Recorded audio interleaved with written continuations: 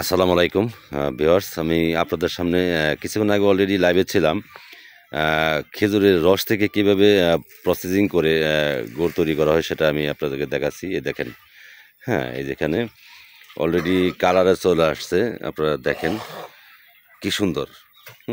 এত সুন্দর কালার আসছে খেজুরের রস থেকে যে জাল হচ্ছে, যে বাইরে জাল করতেছে, এই কালারটা দেখেন। হ্যাঁ, কত সুন্দর। জি, কত সুন্দর কালার হচ্ছে দেখেন। লোকজন লাগানো চলে আসছে, লোকজন সবাই চলে আসছে এখানে, সবাই আসছে গুড় নেওয়ার জন্য। হ্যাঁ হ্যাঁ ভাইয়া, আপনি গুড়ের ব্যাপারে কিছু কথা বলেন। এখানে গুড় কিভাবে আপনারা তৈরি করেন এবং কি কোনো ভেজাল মুক্ত? এখান থেকে প্রথম ফার্স্টে হলো গাছ কাটতে হয়, গাছ থেকে গুড় রস নামা নিয়ে ডাবে রাত 3টার দিক উঠা লাগে। এর 3টার পর ধরেন রস কড়াই তুল দেওয়ার পর জল দেওয়ার পর এবং গুড় তৈরি করা হয়, এবং ভেজাল মুক্ত গুড়, কোনো ভেজাল নেই। 1 নম্বর সলিড গুড়, 1 নাম্বার। এই গাছটা কতদিন আগে কাটা শুরু করছে? এই গাছটা কার্তিক মাস থেকে শুরু করছি। ওই অগ্রহ মাস পর্যন্ত কাটবো। আরো সামনে কতদিন কাটবে? আর সামনে 10-15 দিন কাটবো।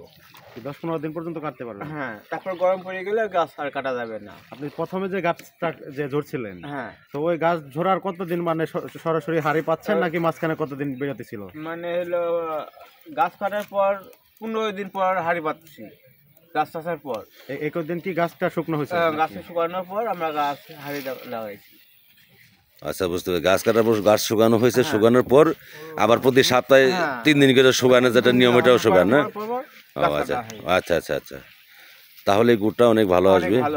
গুড়টা ভালো হয়। মোটামুটি এই লোকজন চলে আসছে। হ্যাঁ, এই যে আমাদের পার্শ্ববর্তী এলাকার ওরা চলে আসছে যে গুড় নেওয়ার জন্য। দেখেন এই যে গুড়ের এটা কত সুন্দর হচ্ছে।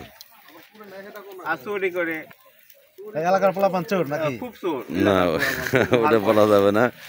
তো খাবেই, ছোট ছোট ভাই বোনেরা ওরা খাবেই কিছু।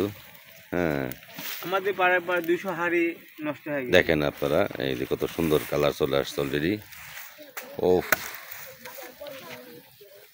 গ্রানের কথা বলেন। এটা হলো গ্রানটা কেমন? না, এটা গন্ধটার কথা বলছি।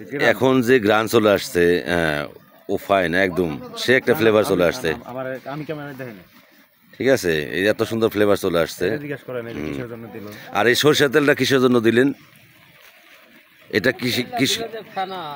ও ও আচ্ছা আচ্ছা আচ্ছা, যে গুড়ের যে এই যে জাল যে হচ্ছে, এটা যে ফেনাটা আছে, ফেনা কাটার জন্য সরষের তেল হালকা একটু 3-4 ফোঁটা পরিমাণ দেওয়া লাগলো, ওই ফেনাটা যাতে কেটে যায়। অনেক সুন্দর হচ্ছে, দেখছেন আপনারা গুড় কি সুন্দর ফ্লেভার চলে আসছে। ও ফাইন। তো আসলে এখানে অরিজিনাল গুড়, একদম খেজুরের রস থেকে যে অরিজিনাল গুড়টা তৈরি করা হয়, এটা আমাদের মানিকগঞ্জ জেলার মানিকগঞ্জ সদর থানার জাগির ইউনিয়নের চান্দেশ্বর গ্রামে এটা তৈরি করতেছে। ঠিক আছে, তো যা হোক, আপনারা যদি গুড় নিতে চান তাহলে এখানে আমার সাথে যোগাযোগ করতে পারেন অলরেডি। হ্যাঁ, কমেন্টে জানাবেন, তো আমি নাম্বার দিয়ে দেবো, তখন এখান থেকে নিয়ে নেবেন। আবার 5 মিনিট পর আমি লাইভে আসতেছি।